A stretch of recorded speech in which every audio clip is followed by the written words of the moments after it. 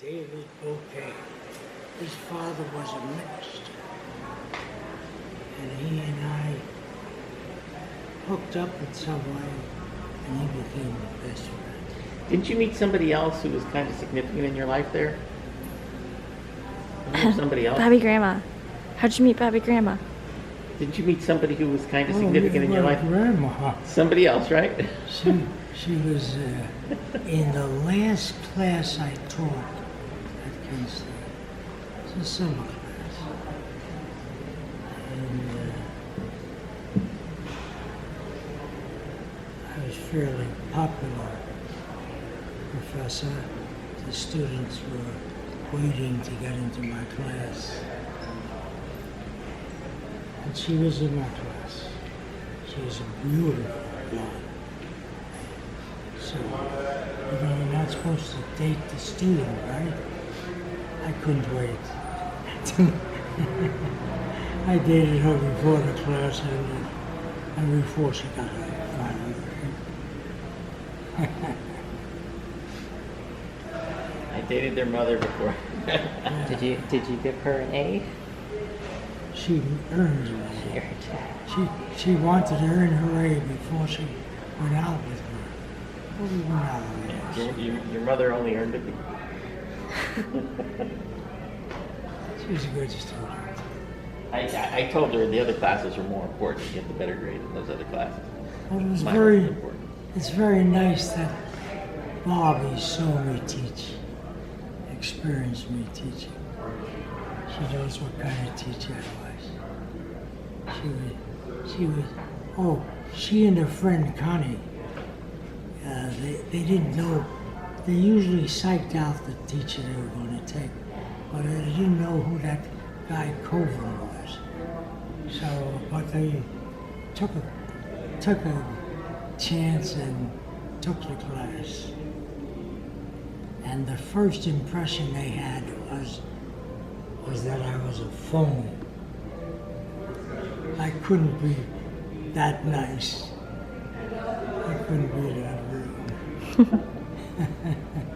They didn't believe it. And one of the first nights, sometimes I would take my students out for coffee after the first class so that the students and I would get to know each other. And that was a nice thing. And Bobbie and her friend Connie, they sat with me. And that's how that started our relationship. It waited a couple of months, but we dated before the class ended and before she got her raise. She didn't want to date me until she got her raise.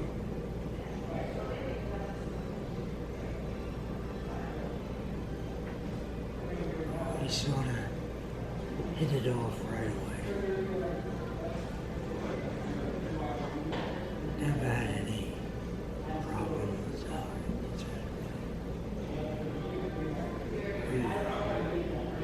We connected. She was beautiful. Beautiful.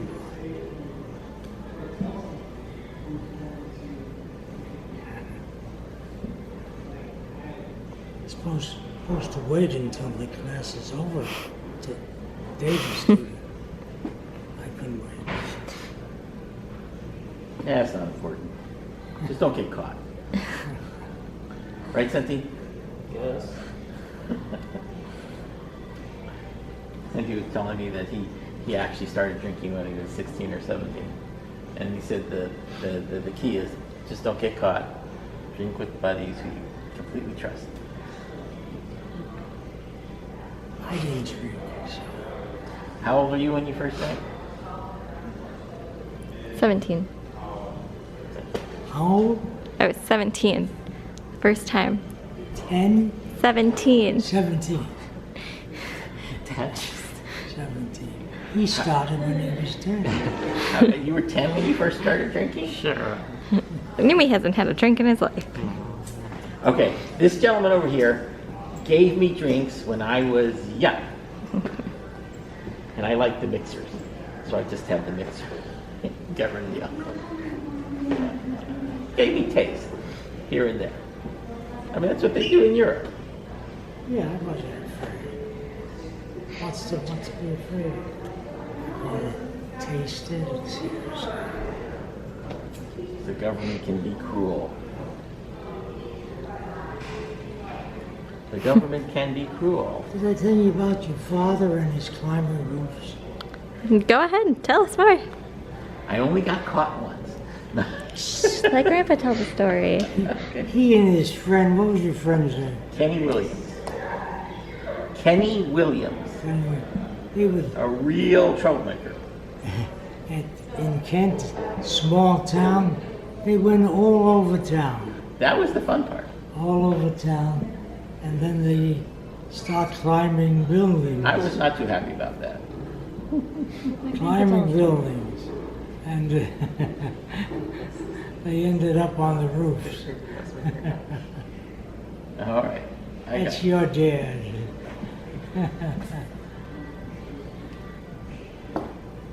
Didn't the police have to take him home?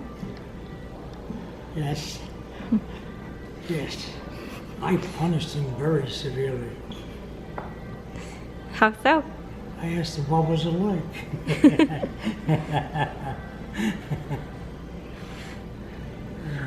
What about Grandma Betty? Did she have? Did she not care? No, I did get punished. I did get sent to my room. I wasn't For other worried. things. I wasn't worried about Not about that. it. He's a good boy. Well, you So seemed you told us about Aunt Eve and Dad. What about Aunt Vicky? Yeah, you didn't tell us about Aunt Vicky.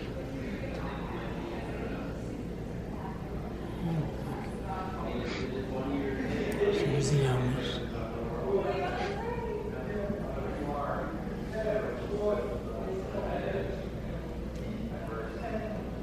She had a little hard time at school.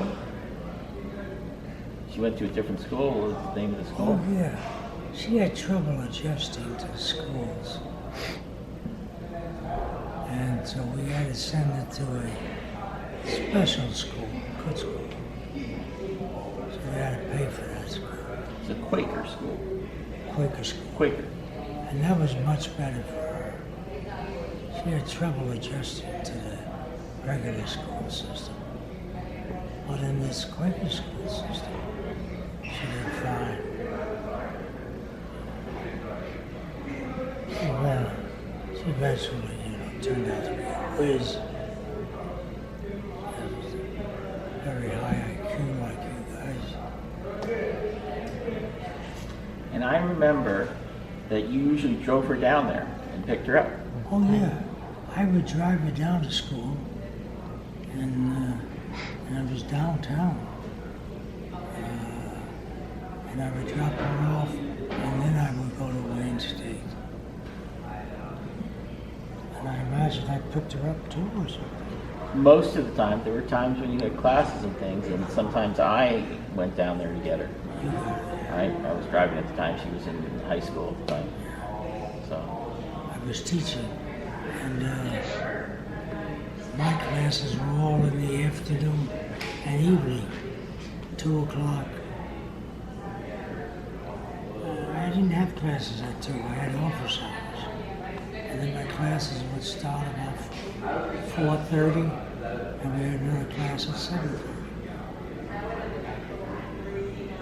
I taught for 45 years. Yeah. Are you ready to go to bed? I saw you yawning a couple times. No.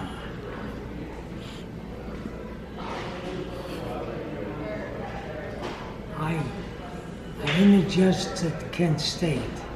I had to leave after 3 years.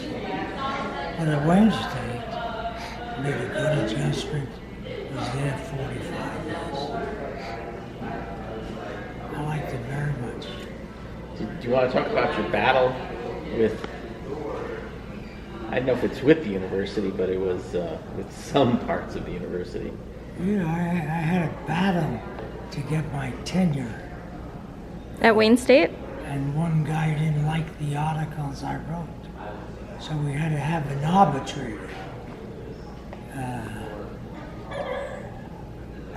don't know if it was one arbitrator or two or three. And they had to judge my articles and make a decision. And they decided 2-1 in my favor.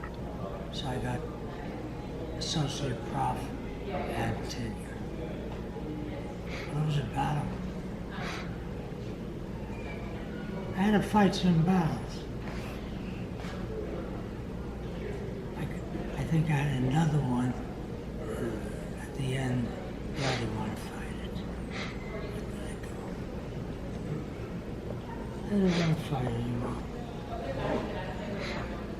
But at the time I was doing the fighting, I fought hard. And I won.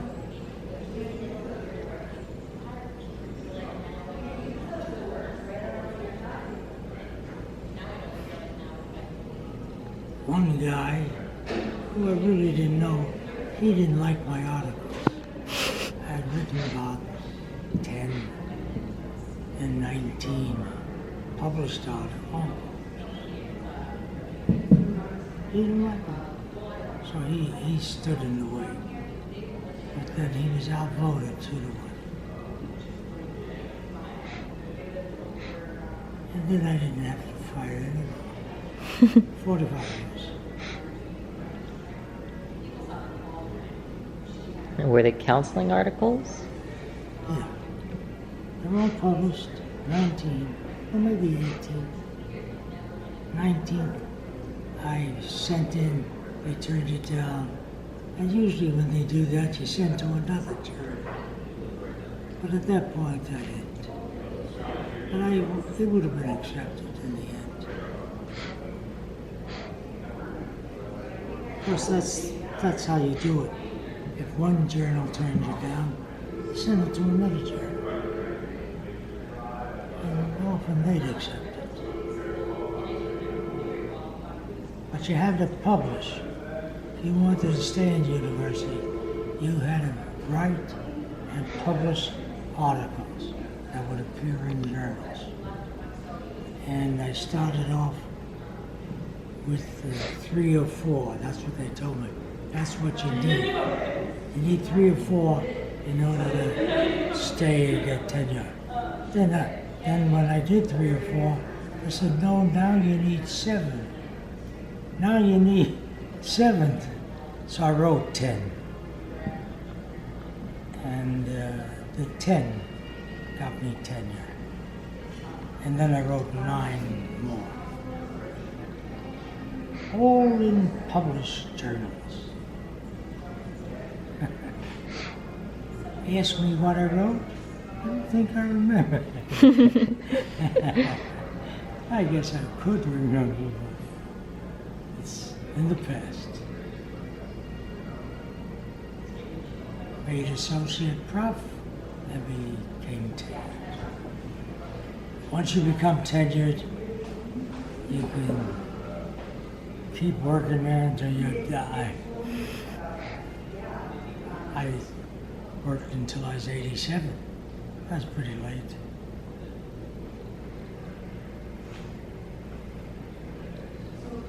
And I think I kept doing private work until I was 89 or something. Maybe, I don't know. You are 89. What? You are 89. Yeah, it's only been 8 months, 9 months, 10 months. October. What happened in October?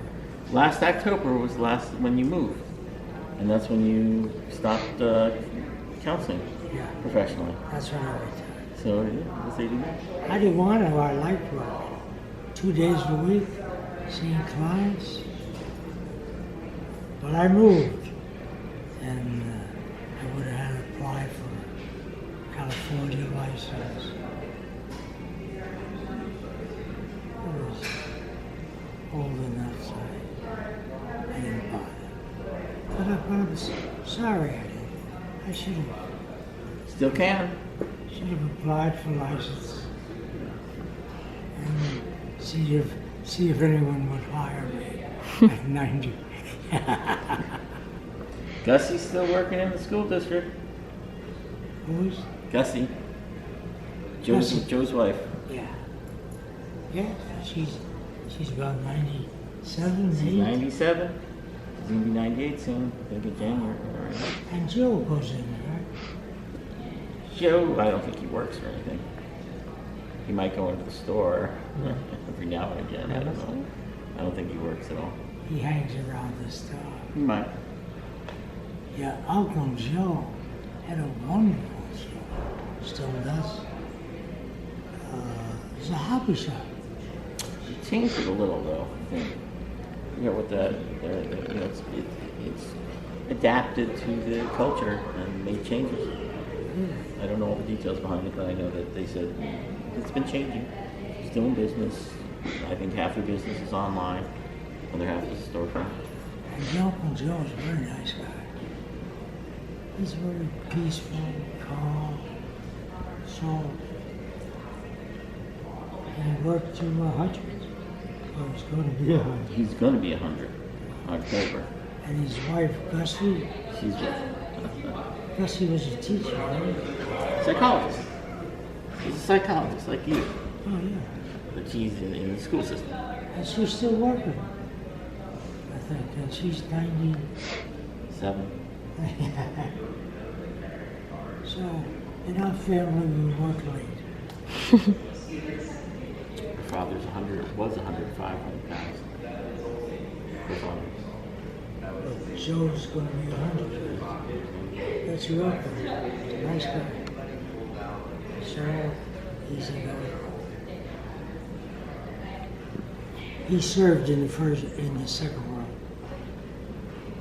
I forget what he did, you know? Maybe what you're doing, I don't know, might be Raider or something like that, might be. Or still yeah, it might have been Raider They operation. were the first ones to move to California. Yeah? Yes, that's what he was in the And they war. came from the East. He served in the military. And then He was Navy, I think. he never went back east. He settled in California. Would have been doing it all the time. His wife, Gus, Some type of technician. he met early. I think. They went together early. They married early. And they've been married over 50 years, right? Joe and Gus? 60. 60 years. Nice guy. 70 years by now. It's a long time. I don't think it's 75. I think it's over 70. They got married in the late 20s. Yeah, In the he, late 90s, so. he served in the military. And once he got out, they got married. They had gone together. She was a teacher, and then a psychologist.